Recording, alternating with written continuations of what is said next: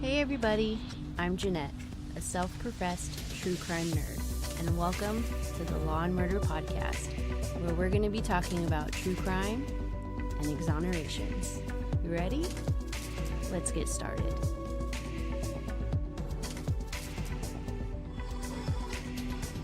Hey everybody, welcome to episode 13 of the podcast. Thank you so much for listening. I've officially hit over 1,000 downloads. Thanks to you guys, so I really appreciate you guys listening. This week, I have a case that is literally on the news right now. It happened earlier this week. No, I'm lying. It happened earlier in May. So this is the case of Angie Dodge. It was solved a few weeks ago, and I wanted to write about it because there is an exoneration, and the guy was caught by DNA analysis, which I think is so super cool that all this DNA is catching all the people from back in the day and they just can't get away with it now. So I think it's definitely really cool. I do understand the controversy behind all of it, but I think that of all things, they're using it for the greater good. Even though the guy that was arrested and served time for the murder of Angie is now out of jail, he may be able to get the reset on his criminal record that he needs to move on with his life more than 20 years after the murder of Angie. So let's go ahead and get started. Angie Dodge graduated high school and was more than ready to live on her own. A few weeks after graduating, she got a place of her own, living in the second-story apartment of her landlord's house. She had a dream of joining the Air Force, but before she did that, she had to do a couple things in order to enlist. And while she was waiting to get everything squared away for her Air Force career, she got a job at a local cosmetics manufacturer in town and moved into her own apartment. Her apartment was just like any other new out-in-the-world 18-year-old person's apartment. She had an air mattress on the floor, very minimal furniture, probably from like Walmart, the thrift store, hand-me-downs, and, the bare necessities in the kitchen. I'm sure we can all remember the day when we first started our life. All my stuff was cheap as heck, and I would always wonder to myself, at what point would I be able to afford the nice things that my parents had? Like me, Angie was super proud of her new place, and she was independent and was doing her thing, very responsible for 18 years old, and while others would probably still be living with her parents or a dorm in college, she had her own life started already. Angie was definitely known around her neighborhood. She was popular in high school and had a lot of friends. She was always known to be outgoing, energetic, and always part of the crowd. Because she couldn't afford much, she didn't live in the greatest of neighborhoods, but she grew up in the town that she lived in, so she felt more than safe in her new home. On June 13th, 1996, the night was cool, and she had the back door propped open and the window open in her house to let the summer breeze in. She had invited her friends over to her house to play cards and just chill like most teenagers do. She had to work the next day, so around midnight she told her friends that she had to stop their little get-together and get some rest for work the next day. She said goodbyes to her friend, and once they were gone, she began to wind down from the evening with her friends. She had just broken up with her boyfriend, and us girls know that when the love life doesn't work out, the best medicine is girlfriends and laughs. I can imagine that she was getting ready for bed, really happy to have had that time with her friends to get away from the whole breakup. While she was in the room, without her knowing, someone entered her room and ambushed her. While she was in her room, she was taken by complete surprise, and the perpetrator took advantage of the surprise attack and hit Angie in the head with something. She fought for her life, but didn't overpower her killer. He hit her in the head pretty hard, and she was unconscious. While she was down, he raped her and stabbed her 16 times in different parts of her upper body. Angie was gone, and her attacker was swallowed up by the darkness of the night. The neighborhood was sleeping, and for him, it was the perfect escape. The following morning, June 14th, 1996, Angie was supposed to be at work at 7 in the morning, but she never showed up. This was totally not like her, and even though she had not been working at the cosmetics place that long, she was very reliable to her boss. Since she wasn't there and she didn't call in, 2 coworkers of hers got permission to leave work and see what was going on. They had a really bad feeling about what happened because this just wasn't like her. Her coworkers walked up to her door to find it someone opened. They knew that something was wrong. They walk up the stairs calling for Angie, and there is no answer. They slowly walk around her house and notice that there are some things out of place. And they go in her room and see Angie laying on the floor right above her head on the wall is blood spatter. They just knew that she was gone. They called the police, and when they get there, they see that to them, this is the most gruesome crime scene they had ever seen. As the CSI team is gathering evidence, the police started doing interviews around the neighborhood. They stop at the neighbor's house right across the street, Mr. Drips, and ask him if he was home between midnight and 4 in the morning. He tells police that he had gone out and come home around 11 in the evening and went back out again until 2 in the morning and drank so much that when he got home, he just passed out. He hadn't seen the lady across the street and didn't know her either. The police finished conducting interviews in the neighborhood, and the CSI team find that she had been raped and stabbed 16 times. They found the knife lying next to Angie, some hairs, and they collected semen, and the police continued their investigation. The police theorized that someone came to her home from the alley and climbed up the back porch of her house or climbed in through one of the windows in her home. The lamp in her room wasn't turned on, which told investigators that she was totally taken by surprise and the attack was done in the dark. Other than the small clues that they had found in her home, there was nothing really leading the police anywhere. The police continued their investigation and tried their best, but all the leads in the case led nowhere, and the case went cold for a few months. After a few months, one of the people that Angie was acquainted with was arrested in Nevada for raping a woman at knife point. The police were excited for this lead because this guy may have been their guy. They started interviewing his friends to see if they could find the second guy in the case. The police believed at this time that there was 2 people that had done the murder because there's no way that the scene would have been so gruesome if there was only one person. As they're interviewing his friends, they come across Christopher Tapp. Tapp was very cooperative with the police, he gave his DNA, and he was willing to help in any way that he could. To Tapp, he wanted to help the police, and to the police, he had inserted himself into the investigation. Over the course of a few days, the police had interrogated him for a total of 30 hours, with each interview being about 5 to 6 hours at a time. Within that time, he took a polygraph test where he was given details of the crime by the polygrapher. The police threatened him with the death penalty. He was offered immunity if he would talk, and when he did, by the way, he was lying just to get out of there, and it didn't pan out, the police rescinded their deal. They showed him pictures of the crime scene, which led to the confession of 20 different items of information that only the killer would have known. Of the 20 things that he confessed, the police had given 17 of them in previous conversations or earlier interviews, and the other 3 pieces of information were all over the newspaper and the news. At this point, it didn't matter. Christopher was tired, exhausted, just done, and he confessed to participating in the murder of Angie. In his confession, he said that it was his friend, the one that went to jail in Nevada, that raped and killed Angie, but he had just held her down. It would later be found that the DNA that was found at the crime scene did not match his friend or Christopher, but he was still arrested because he had confessed to the crime. Christopher would go to court, and his lawyer defended him, saying that the police had no physical evidence that he had committed the crime, and the state, they had their confession. At the end of the day, the jury sided with the state, and in May of 1998, he was sentenced to life in prison for first-degree murder and raping Angie. The case for the police was closed. Angie's family was satisfied that they got their guy, and they were able to close this chapter of their lives and move on with their grief, knowing that the man that killed their daughter was in jail and justice was served. In 2014, the police had opened up the case again. Angie's murder still wasn't solved, even though Christopher was in jail. This was the gray cloud hanging over Angie's case. The guys were in jail. Justice was done, wasn't it? Or was it? Police were not satisfied with the fact that they had this DNA of some random person that wasn't the killer that they had in jail. Was there a third guy, or did they miss something?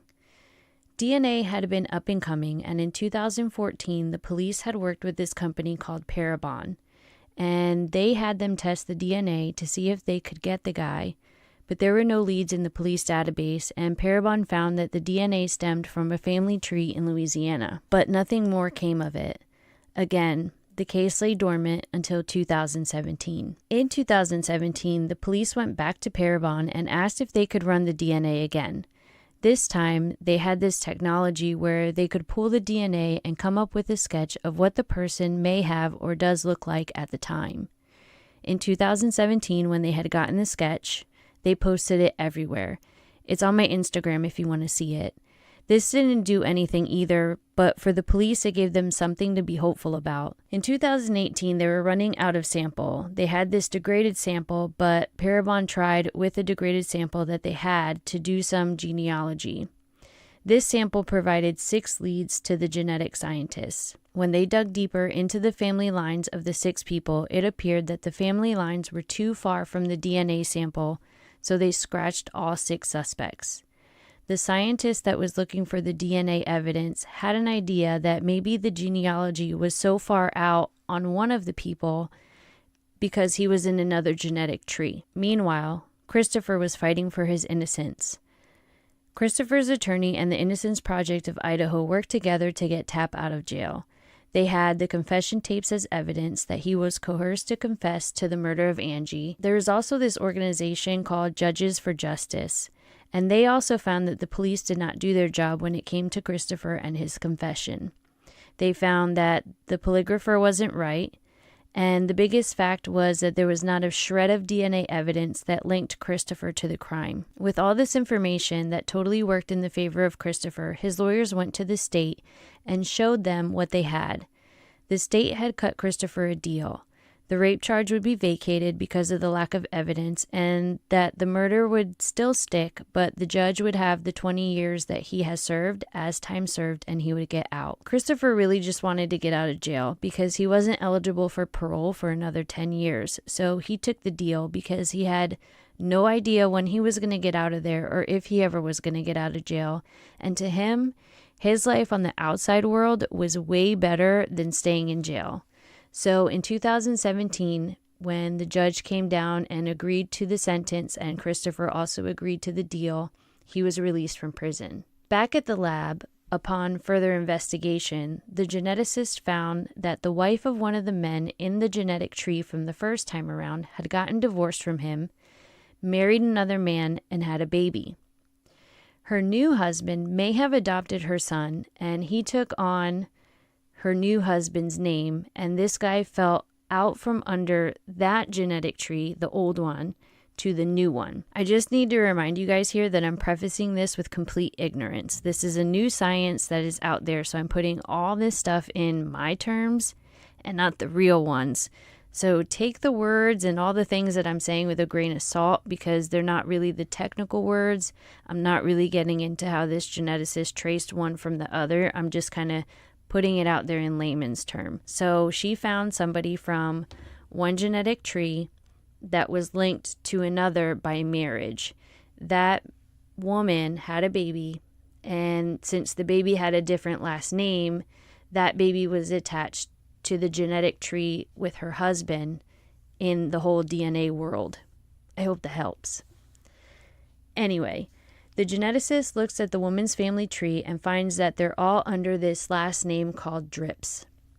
Do you remember the name? With a very high likelihood that this person with the last name Drips is the guy, the police start a surveillance team and get working on how they're going to get the DNA from this guy. So the police set up their surveillance and pretty much just wait for him to drop something that has his DNA on it. And he does. He flings a cigarette out on the road. It has just become public property, and the police snatched it up and turned it into the lab. The lab does the test, and the DNA is a match to the DNA that was at the scene of the crime 21 years earlier. The police have their guy, and on May 15th, 2019, the police set up an operational plan and got to it. The plan was to follow him and arrest him in public. They did this so that they could talk him into being interrogated by the police, because without him talking and saying anything, they did have the DNA, but they wanted like this whole case. They wanted like no doubt whatsoever that this was the guy. So while Drips made a stop at the bank, the police confronted him inside the bank, and Drips went with the police. At the time that he was taken by the police, he did not admit anything. But after 5.5 hours and proof that they had his DNA, he confessed to the crime, and on May 16th, 2019, the police have a press conference and let the public know what they got, and that they got the guy that killed Angie. Dodge was 18 years old and was living in an apartment not far from here. On June 13th, 1996, about 11 a.m., Angie was found murdered in her apartment. This investigation has been ongoing in one form or another since that day. Today, we're here to announce that we have arrested Brian Lay Drips for the murder and rape of Angie Dodge. And we were able to corroborate that was really a good chance of the person we were looking at. We had information that attached him to the area at the time of the murder. So now we had a new name and a new person to look at. He was living in Caldwell. So we again rallied the detective team, Captain Squires, Lieutenant Tisdale, Sergeant Marley, Detective Sage Albright, and a whole team of detectives. They went down to Caldwell. The Caldwell Police Department was just so incredibly helpful. Caldwell assisted us by finding where this person lived, making sure we knew where he was at, and doing a little pre-work for us. They opened up their entire police department to us. The IFPD detective team went down there, and they spent hours and hours and hours. It was upwards of 20, 23, 24 hours of just surveillance in the car, waiting to see if they could get something that might have a DNA sample. After about 20 hours of surveillance after that, they redeployed a little bit. Another cigarette butt went out the window. One of the detectives was right there to mark that and to make sure we had the right one. They got that cigarette butt. Once they got that, we took that one to the Idaho State Lab. So we got the cigarette butt, we got it to the state lab. They stayed open Friday to let us know that there was a sufficient sample on the cigarette to do the testing. We didn't have to go find another item. They remained open all weekend long, and I believe it was Saturday they made the phone call. We have a DNA match. We've got the person who left the DNA scene of the murder. As of today, I haven't heard anything new. We all know that the court process is pretty slow, but Christopher Tapp is still holding on to the murder conviction that he has, and it's still on his record. So he's not completely off the hook, even though he continues to be out of jail.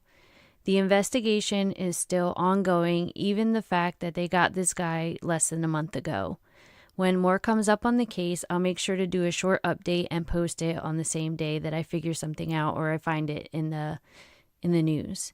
It's important to let you know about Angie's family. They were very upset with Christopher and truly believed that he had killed their daughter. And about 12 to 13 years later, after they had more information on the false confession and the fact that the DNA didn't match, Angie's mom turned and was on Christopher's side, trying to get him out of jail because she also believed that he didn't do this to her daughter. Angie's mom saw the confession tape and realized that the man that murdered her daughter was still out there. She did fight for him to be freed as well, but I can't say if they're friendly or not, but it's definitely nice to know that they no longer harbor anger towards him, but this opened up a big wound for the family, as you can imagine. They thought that they had the guy, he got out of jail, and now they really caught the guy, and they have to come face to face with what happened to their daughter all over again. Hopefully, since he confessed, this won't be a long stint for the family because they need closure, and it's very, very long overdue. I'll keep you updated on the findings, and until next week, take care. Hey, I really appreciate you taking the time to listen to the show, and if you love the show, please leave a review on iTunes, and it would be even better if you shared it with your friends and got the word out. Until next time, bye.